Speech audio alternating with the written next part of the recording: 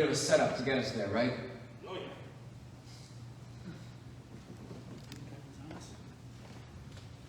Okay, give us a second. So I get a stick. Oh, goodness. One at a time. Randy and Eileen have fun with the theme and try to come up with something that will work. And I love this. We do.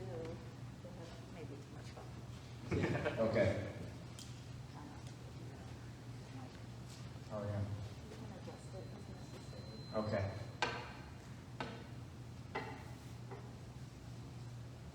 Okay, we ready? No, don't go yet. Don't go yet. I gotta find it.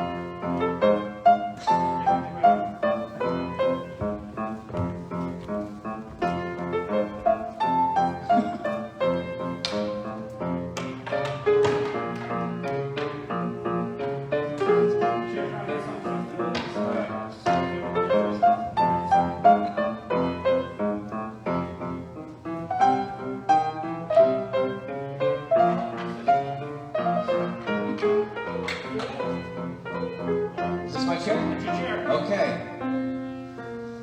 Okay. Uh-oh. All right. Here you go. Thank you. I'm going to get my glasses on. I can't really see where I am yet. Okay. Huh. Wrong chair. Randy, I think you might have misled me. Blinded. I was blinded. I think that helps us realize what a thing it is to lose eyesight. The idea is the blind leading the blind. And sometimes someone has the wrong idea and leads other people in the wrong idea, and everyone ends up not where they need to be. So we're going to hear some of that in the story I have for today. But also, I want you to remember what I read about blessed are the poor. Blessed are those who are hungry. And that might not be something we think about when we think of blessings.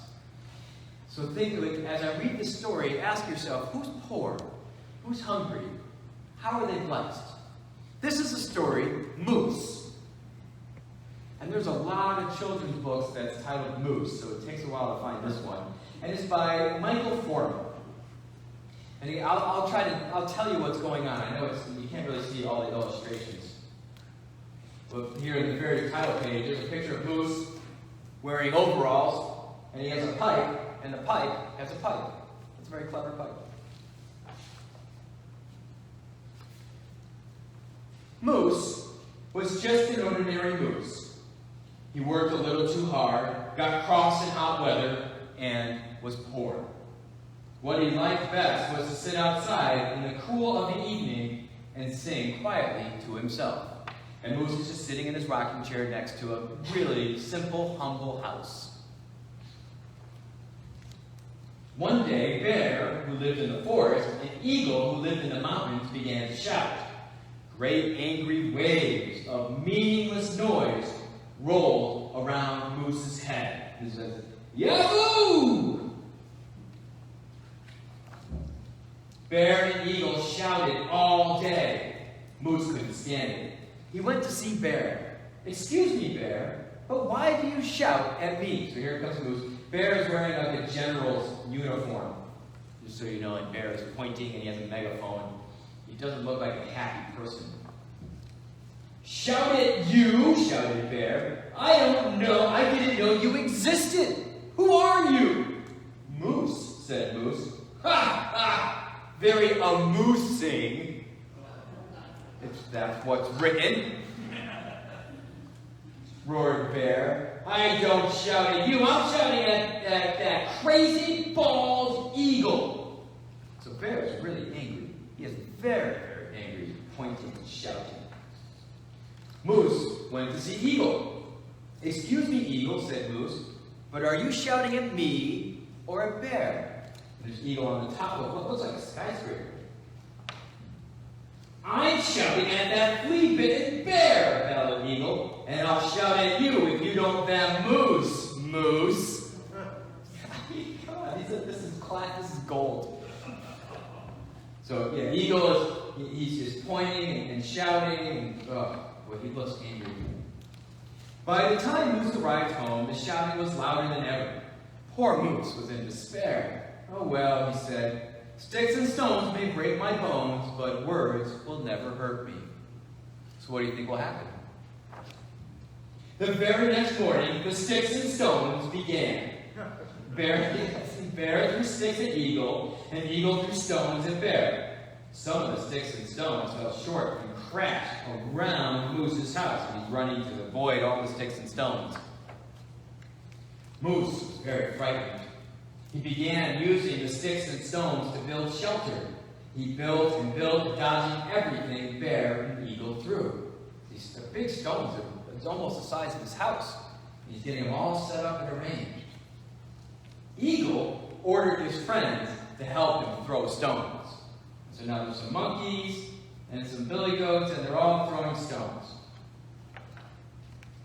Bear made the other animals throw sticks. And so there's elephants and hippos, some pigs, and they're launching sticks into the air. So now the Eagle and Bear have really gotten everyone involved in this. Moose worked all through the day and all through the night, building a shelter. He became so interested in his shelter that he forgot about Bear and Eagle and took no more notice of the shouting. His building grew larger and more splendid, and all the animals, except Bear and Eagle, laid down their sticks and stones and came to watch the building grow.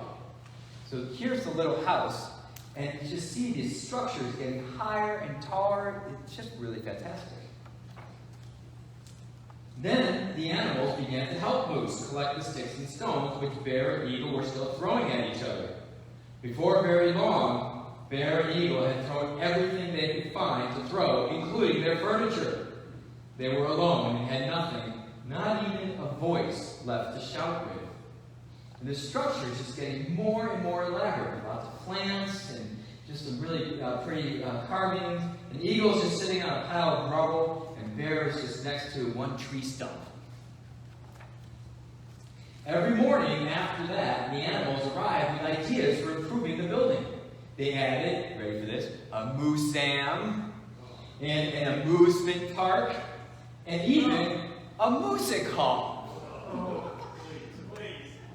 It's what's in the text. And in the evenings, they sang songs by the light of the moon. And then they went home, still singing. Moose was content. He sang to the stars, and sometimes from the far-off distance, he heard Bear and Eagle rumbling away to themselves. Shouting and fighting didn't do them any good, said Moose. Perhaps one day they will discover that it's much more fun to sing. In the very beginning of this book, we were told that Moose was poor, and Bear and Eagle had a lot of nice things. But who was really blessed in this book? Where did the blessings of God be found? But with Moose. Blessed are the poor.